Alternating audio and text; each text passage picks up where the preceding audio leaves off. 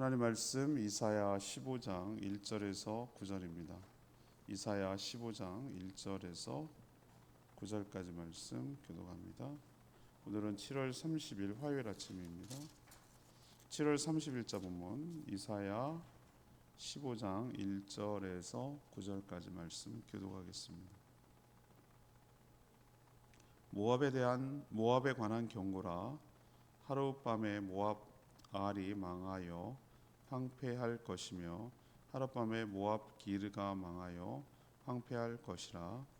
그들은 바잇과 디본 산당에 올라가서 울며 모압은 느보와 베드마를 위하여 통곡하는도다. 그들이 각각 머리카락을 밀고 각각 수염을 깎았으며 거리에서는 굵은 배로 몸을 동였으며 지붕과 넓은 곳에서는 각기 애통하여 심히 울며 헤스본과 엘르알레는 부르짖으며 그들의 소리는 야하스까지 들리니 그러므로 모압의 군사들이 크게 부르짖으며 그들의 혼이 속에서 떠나는도다. 내 마음이 모압을 위하여 부르짖는도다. 그 피난민들은 소알과 에글락과 슬리시아까지 이르고 울며 루빗 비탈 길로 올라가며 호로나임 길에서 패망을 울부짖으니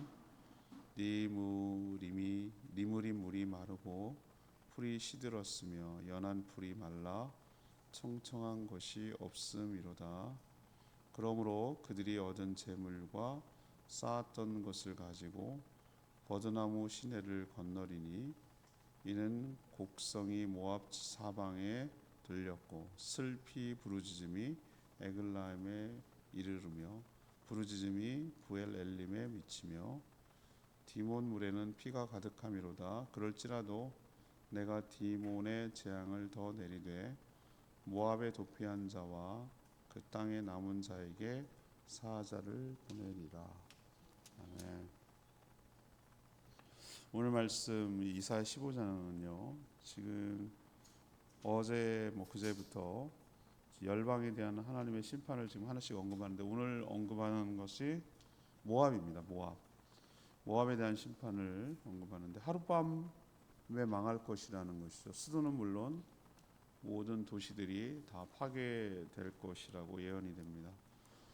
그들이 섬기는 신전에서 모여서 부르짖어도 소용이 없을 거다라고 말하고 있습니다. 모압의 군사들은 이 공포에 질려서 정신이 나갔습니다. 이사야가 보기에도 안타까울 지경이었습니다. 그들이 모아둔 재물을 챙겨가지고 피난길에 오르지만 하나님은 사자를 보내 그 남은 자들까지도 찾아내서 심판하실 것을 오늘 예고하는 내용입니다.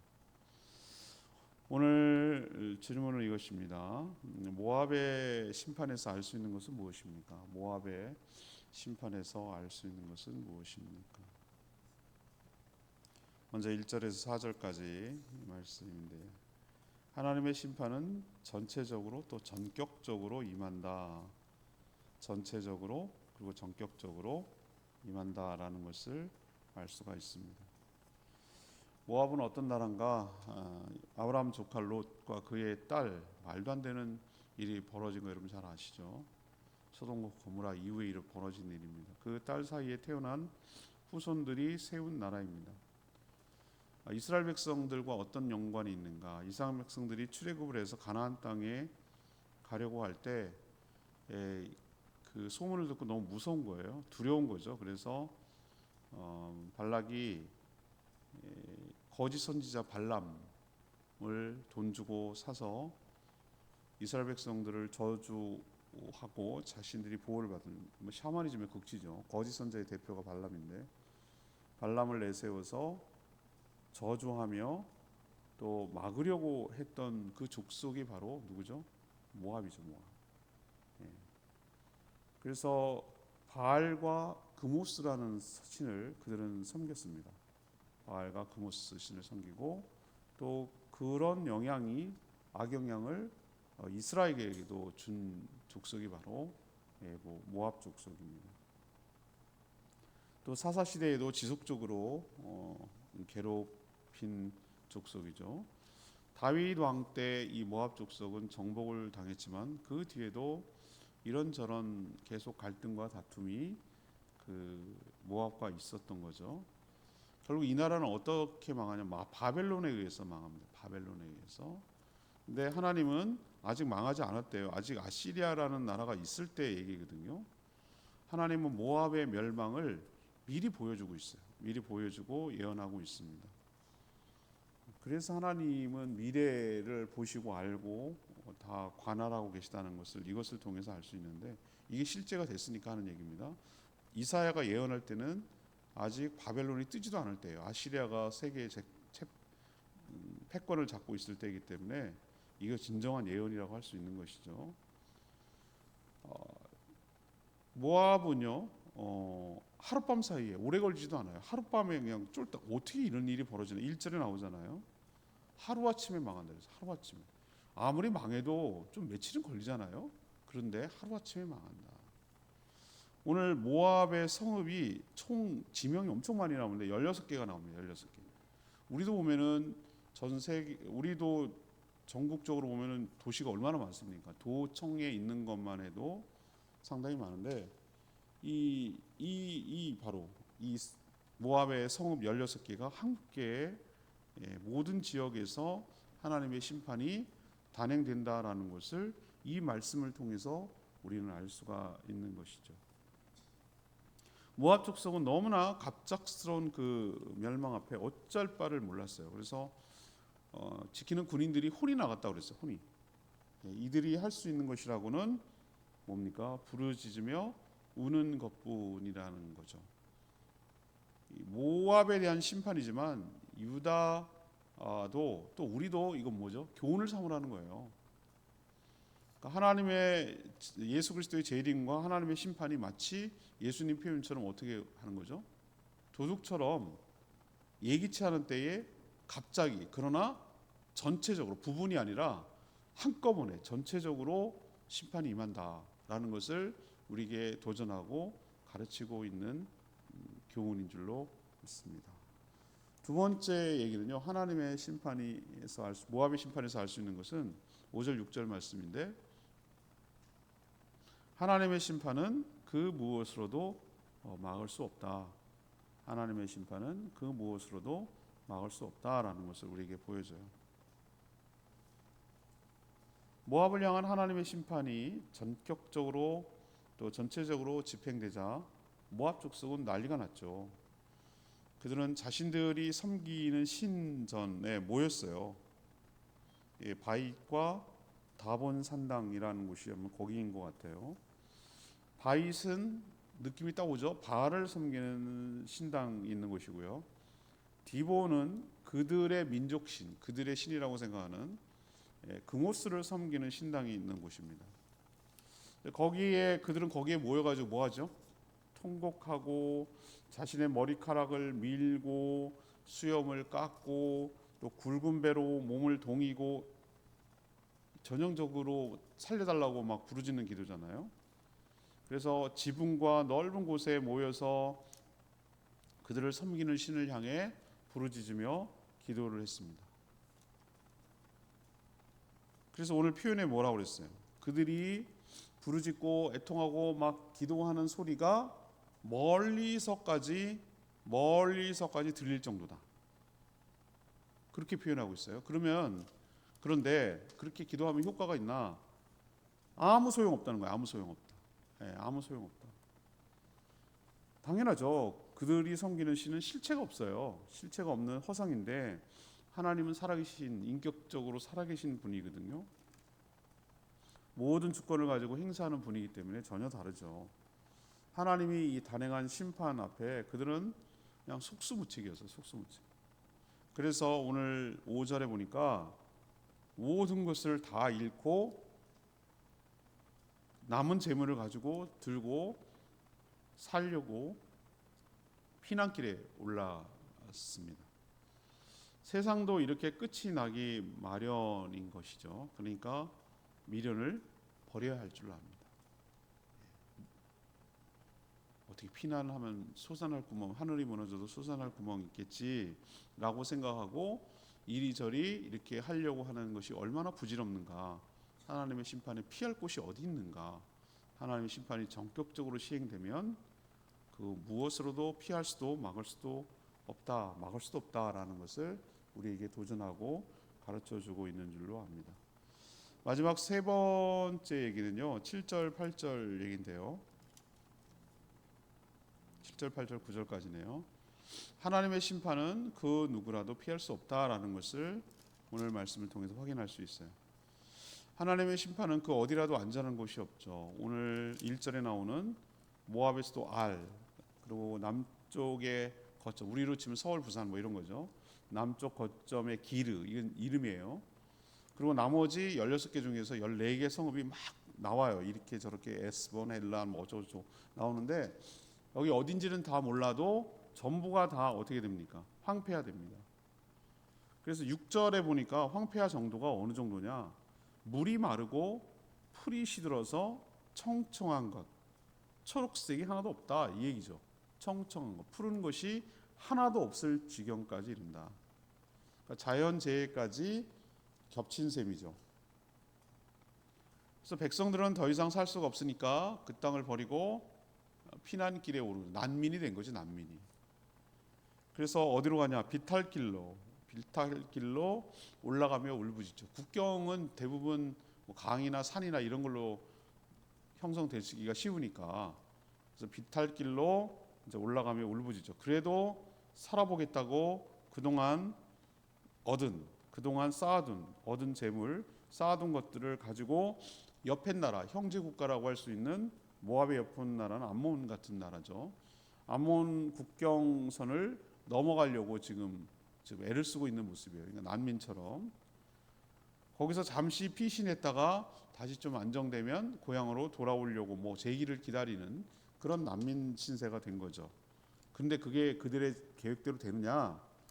그것마저도 여의치 않다라는 것을 오늘 말씀을 통해 보여줘요. 하나님은 도망쳐서 난민촌을 형성한 그곳에도 하나님이 뭐냐면 사자를 보낸다고 그랬어요. 사자를 보내서 라이언이 아니고 하나님이 치시려고 하는 하나님의 천사들이라고 할 수 있죠. 보내서 그걸 찾아내요. 어디에 숨어 있고 어디에 피신해 있는지 찾아내서 거기서도 심판을 단행할 것이다. 그래서 그들이 죽은 피 때문에, 흘린 피 때문에 시내가에 죽은 시체가 가득하고 나온 피가 흘러서 넘쳐 흘러내려가게 될 것이다. 이렇게 표현하고 있어요. 피가 가득할 거라고 그랬어요. 이걸 통해서 하나님이 심판을 내리시면 그 누구도 또 어디라도 피할 수 없다. 그래서 무서운 것이다라는 것을 우리에게 가르쳐주고 있고, 이걸 두고 누가 1차적으로 들으라고 하는 얘기냐면은 너희들 유다에게 들으라는 얘기예요. 유다 봤지? 모압이 어떻게 망하는 거 봤지? 그러면 또 이걸 왜 기록했을까? 너희들 이 얘기 들었지? 하나님께서 어떻게 심판을 내리시는지에 대해서 오늘 말씀을 통해 교훈을 얻으라는 것이죠. 오늘 7절 말씀이 오늘 레마의 말씀인데 7절. 그러므로 그들이 얻은 재물과 쌓았던 것을 가지고 버드나무 시내를 건너르니. 하나님이 내리시는 심판 앞에 그동안 얻은 재물이나 쌓았던 것은 아무런 힘이 되지 못하죠. 오히려 짐만 될 뿐입니다. 그런데도 사람들은 하나님의 심판을 의식하지 않고 더 많이 얻고 모으고 쌓으려고 그렇게 애를 쓰는 모습을 보여요. 그리고 심판이 닥쳤는데도 미련을 버리지 못하고 그것을 가지고 가려고 그렇게 합니다. 사실 가져갈 수도 없고 설령 가져가도 아무 소용이 없거든요. 이걸 통해서 우리에게 교훈하고 있는 게 뭡니까? 이 땅에 살아가는 동안에 사는 데만 지장 없으면 돼요. 그 정도 욕심 부리면 필요 없어요. 더 쌓아놓는데 그게 지키고 관리하는 것 때문에 더 부담스럽고 힘들어요. 나중에 자손들이 싸웁니다. 그래서 하늘에다 보화를 쌓고 살아가는 저와 여러분 되기를 소망합니다. 거기에 도둑도 없고 녹도 없고 녹슬지도 않고 상하지도 않는다 그랬잖아요. 하나님이 우리가 행한 선한 행실을 다 기억하실 줄로 믿습니다. 그게 쌓는 거예요. 하나님이 칭찬하실 것이 쌓는 거예요. 소자 하나에게 냉수 한 그릇을 대접하는 게 천국의 보화를 쌓는 거예요. 죽어가는 영혼을 구원하기 위해 자신의 시간과 물질을 드리는 게 보화를 쌓는 거예요. 몸된 교회를 세워가기 위하여 헌신하며 땀 흘리며 애쓰는 것이 하늘의 보화를 쌓는 거예요. 이게 진짜 남는 거예요. 아무 소용도 없는 금은 모아와 돈 들고 어떻게 버텨보고 살려보고 살아보겠다는 건 다 부질없어요. 오늘 말씀을 통해서 확실하게 깨달으시고 하늘의 보화를 쌓고 살아가는 저희들 되기를 원합니다. 모압 심판이지만 이거는 하나님의 심판을 일반화시킬 수 있어요. 첫 번째는 하나님의 심판은 전체적으로, 그 다음에 전격적으로 갑작스럽게 임한다는 거. 그리고 하나님의 심판은 뭘도 막을 수 없고 누구도 피할 수 없다는 거. 이것이 오늘 모압 심판을 통해서 가르쳐주고 있는 교훈인 줄로 믿습니다. 오늘 말씀 붙들고 찬양지 159장 부르고 기도하겠습니다. 찬양지 159장입니다.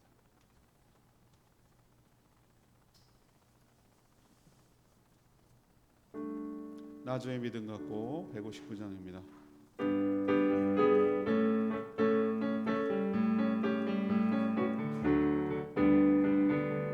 나 주의 믿음 갖고 홀로 걸어도 나 주의 믿음 갖고 노래 부르네.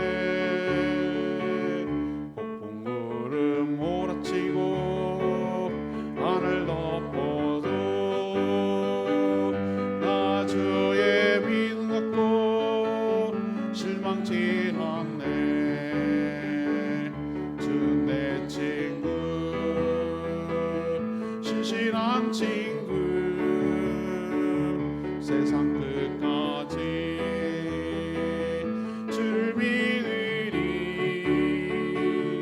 폭풍구름 몰아치고 하늘 덮어도 나 주의 믿음 갖고 실망치 않네. 주는 선한 목자 나를 인도해. 사망의 골짜기로 다닐지라도 주님께서 나의 길을 인도하시니 나 주를 따라 언제까지나. 주는 내 목자 선하신 목자 어디 가든지 함께 하시네. 내 주는 인도하시니 나 주를 따라리 언제까지나. 오늘 말씀 듣고 모압의 심판에 관한 이야기지만 하나님의 심판의 성격을 잘 드러내고 있어요. 하나님의 심판은 예기치 않은 곳에서 때에 전격적으로 임하고 부분적이 아니라 전체적으로 임한다는 거죠. 그리고 하나님의 심판을 막아서거나 피할 곳이 없다라는 것을 우리에게 분명하게 보여주고 있어요. 피난길에 올라도 소용없고 쌓아놓은 재물 가지고 피난길에 올라도 그것도 소용없고 하나님 찾아낸다고 그랬어요. 그러니까 하늘에다가 보화를 쌓고 하나님의 심판을 의식하며 두려워 떨며 살아가는 저희들 되기를 원합니다. 그렇게 살게 해달라고 주여 외치며 기도하겠습니다. 주여 하나님 나 주의 믿음 갖고 홀로 걸어도 나 주의 믿음 갖고 노래 부르리. 폭풍구름 몰아치고 하늘 덮어도 나 주의 믿음 갖고 실망치 않네. 주는 내 친구 신실한 친구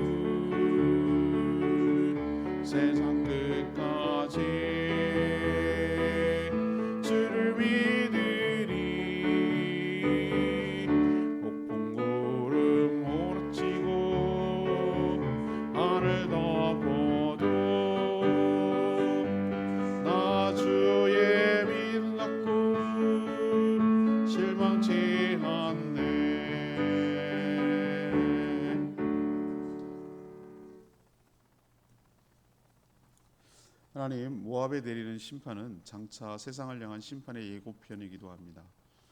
찬란한 문명을 만들어도 하나님의 심판이 임하면 하룻밤 사이에 모든 것이 망하게 될 줄 압니다. 어느 한 곳이 아니라 전체적으로 미치기에 누구라도 또 어디라도 피할 수 없음을 잘 압니다. 그들은 하나님이 아닌 우상에게 피하여 호소하지만 아무런 소용도 없을 줄 압니다. 그들이 모아두고 쌓아둔 재물도 심판 앞에 아무런 도움이 되지 못할 줄 압니다. 저희도 이런 어리석음에 빠지지 않고 교훈을 삼게 하여 주시옵소서. 하나님을 신뢰하며 의지하며 하늘의 보화를 쌓고 살아가는 지혜롭고 현명한 청지기의 삶을 살게 하여 주시옵소서. 오늘도 간구하는 기도 주님 들어주시고 어제부터 진행되는 건주성령교회 단기성교팀 사역을 위해 축복하시고 함께 협력하며 제주 복음을 위해서 쓰임받게 하여 주시옵소서. 오늘 하루도 주님께 의탁하옵고 예수 그리스도의 이름으로 축복하며 기도합니다. 아멘. 오늘 하루도 주의 은혜 가운데 살아가는 복된 하루 되기를 축복합니다. 함께 협력해 주십시오.